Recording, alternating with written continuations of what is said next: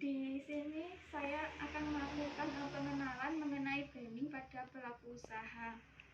Nah, untuk pengertian dari branding sendiri itu berasal dari kata brand yang berarti merek. Nah, branding itu merupakan pencitraan agar suatu produk dapat menarik dan melekat di benak konsumen. Bisa dibilang bahwa branding bisa diartikan sebagai bentuk komunikasi usaha dengan konsumen yang menjadi sasaran.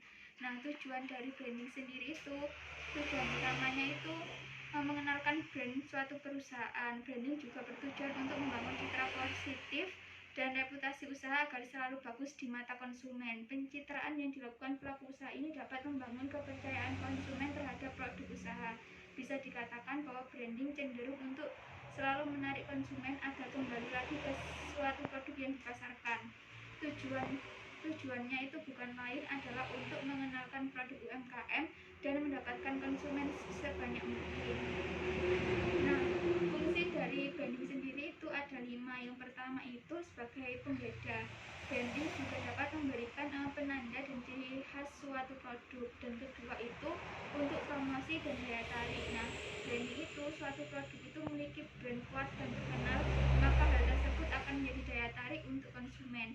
Ketiga itu membangun citra usaha. Citra yang bagus untuk dapat menunjukkan bahwa kualitas produk dari UMKM tersebut tidak perlu diragukan. Untuk keempat itu alat pengendali pasar lah. Pengendalian pasar ini bisa dilakukan karena masyarakat luas sudah mengenal dan mengingat produk perusahaan dengan baik. Kelima itu untuk mempengaruhi psikologi konsumen. Jika suatu produk sudah memiliki brand yang kuat, maka konsumen akan percaya dan menganggap perusahaan tersebut profesional.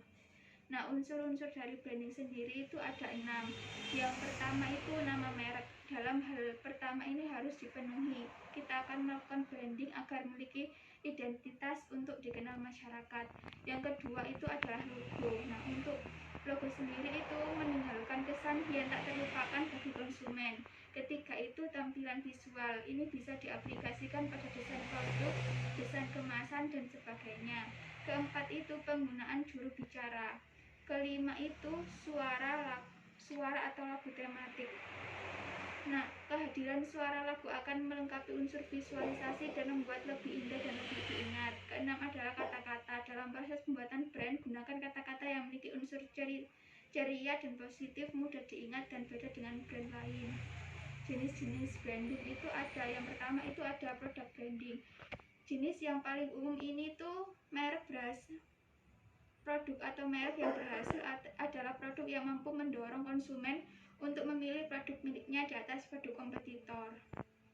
Kedua itu personal branding. Nah, personal branding ini tuh strategi pemasaran yang paling populer di kalangan public figure seperti artis, musisi.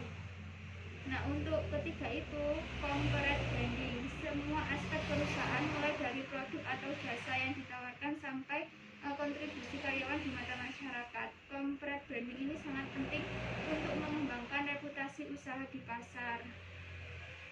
Keempat itu destination branding. Jenis ini tuh menggambarkan identitas suatu kota, daerah, atau wilayah tertentu. Jenis ini biasanya digunakan dalam mempromosikan suatu wilayah untuk kebutuhan pariwisata. Yang kelima itu cultural branding, merupakan usaha pemberian identitas atau merek yang disesuaikan dengan keadaan, reputasi, budaya, kebiasaan suatu bangsa, lokasi, atau orang-orang dari daerah tertentu. Nah, manfaat dari branding sendiri itu ada 5. Yang pertama itu memberikan daya tarik konsumen.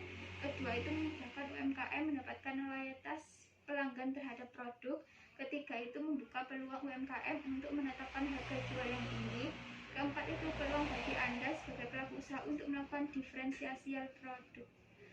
Nomor 5 itu menjadi pembeda atau ciri tertentu yang membedakan produk usaha dengan produk milik kompetitor. Nah, pentingnya branding